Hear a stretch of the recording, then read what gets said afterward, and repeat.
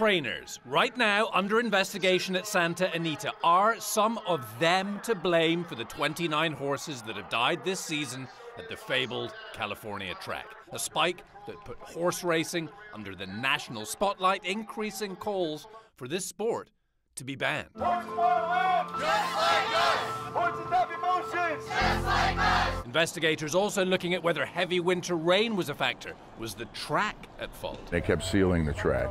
But unfortunately, every time you seal it, the pad underneath gets harder and harder. Stefan Friedman represents the owners of Santa Anita. It's not just the turf or the surface they're racing on. There's medication issues. That's a question now being asked. Were some trainers over-medicating their horses, running them too hard? For every 100 guys that are here, there's always going to be one or two that are going to either not pay attention or try to do something flaky. I mean, people just like pushing, you know, I mean, especially owners. They don't want to pay for them sitting out of some farm and not making any money. 25 trainers have lost horses this Santa Anita season, among them big names like Jim Cassidy. What happened? Well, we haven't figured that out yet. Hall of Famer Jerry Hollendorfer is the only trainer who's lost 3 at Santa Anita since December, and he's lost another 2 at Golden Gate Fields near San Francisco since November. We've been looking at every trainer's records. Have you been looking at his record? Yes. And what are you finding? Well, I mean, it's an ongoing process. We've just gotten some information about, you know, what he's done and his violations, and so we're considering whether he will be. Every trainer, we're considering whether they'll be welcome back at Santa Anita. The California Horse Racing Board is leading the probe, but won't release necropsies or speak to us until they're done. A criminal probe by the Los Angeles DA also underway, they say, to determine whether unlawful conduct or conditions affected the welfare and safety of horses. Not everybody is on the same page.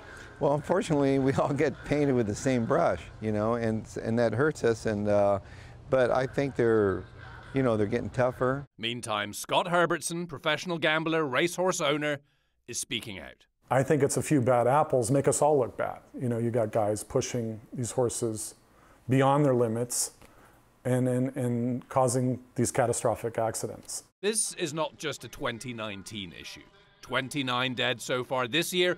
According to the CHRB, 37 died at Santa Anita last year, 54 the year before. And it's not just a Santa Anita issue. It's nationwide, systemic. Our incidence of fatal injury is much higher than it is in most of the other countries that we've studied. In some cases, it's as much as 5 times. Jockey Club stats suggest 10 racehorses die in the US every week.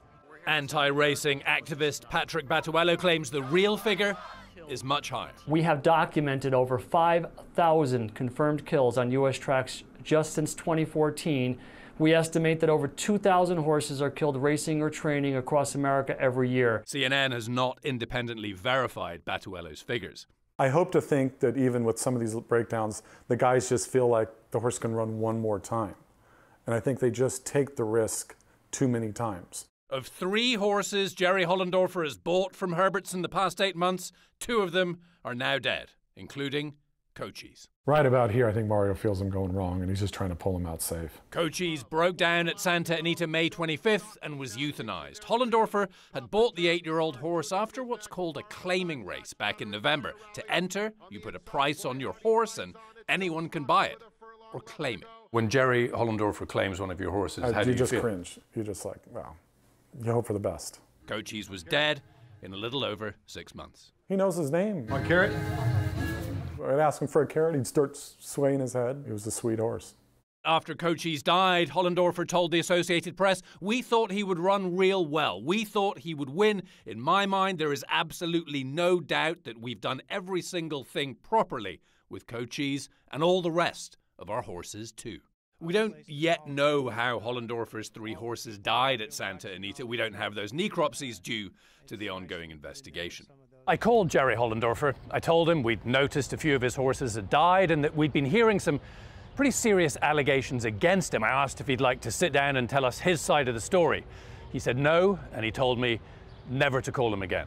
Another California trainer, Mike Pender, right now serving a 30-day suspension after training a horse with a fractured leg, then shipping him up to Golden Gate Fields in the Bay Area and trying to enter him in a race there.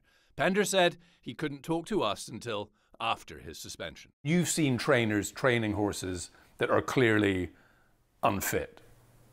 All the time. The jockeys are concerned. You know, I'm riding for a big guy. I don't want to scratch the horse if he doesn't feel 100% because the guy will fire me or get mad at me and all this kind of thing. So we've explained to the riders, look, you blame it on the veterinarians.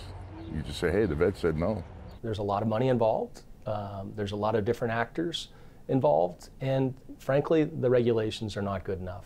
And then there's the issue of medication. The Jockey Club states improper drug use can directly lead to horse injuries and deaths. Stopping the potential masking of injuries, that is how you are going to reduce these numbers. According to Dr. Sue Stover at UC Davis, more than 85% of horses that die on a track have a previous injury, which led to their death, which might have been masked by meds. Oftentimes people will say, I just gave it to help the horse. You know, he felt better with it.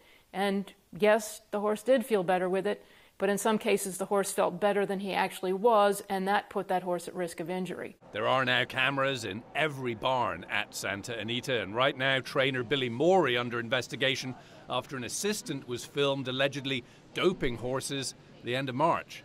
We tried to speak to Morey after a hearing. He went to the men's room. He denies the charge. Jerry Hollendorfer has been sanctioned for over-medicating and doping issues 19 times since 2006. We couldn't find any evidence of successful appeals. That doesn't surprise me. It doesn't surprise you? Why not? Well, because Jerry he's tunnel vision. He does what he wants to do and that's it. If you don't like it, it's too bad. I'm just saying. Hollendorfer's career earnings, nearly $200 million. Total fines for those offenses in California, only $16,950, and never suspended. Bob Baffert is one of the most famous names in racing. 5-time Kentucky Derby winner. Santa Anita is his home track. You know what? People don't understand that Jerry felt really bad when he lost those horses. Felt really bad. And he's a Hall of Fame trainer. He's a really good trainer. But he does take really good care of his horses. I don't know, but he runs a lower quality. You know, those claiming races, sometimes they can be, you know, it's tough. We certainly are pretty sad when they get hurt, Hollendorfer has told the AP. The owners of Santa Anita and California authorities say they are reducing the use of riding crops, prohibiting most meds in the 48 hours before a race or training, carrying out deeper pre-race and now even pre-training vet checks, bringing in a PET scanner, and cracking down. But issues remain across America. Among them, racing in the U.S. is governed by 38 independent jurisdictions. You go to a different state, you don't know what the rules are. The Jockey Club now championing a congressional bill that would create a national anti-doping body to reduce the number of horses dying on America's tracks. We think that we're at a tipping point, and this is America's legacy sport, but it has to look inside and make some substantial changes. Scott Herbertson believes strong pre-race exams will weed out the bad apples. Are you worried what people are going to say when they know that you've spoken to us? I'm sure I'm going to get backlash probably from all sides, but you know, I can't sit silently and watch this happen. It's too sick.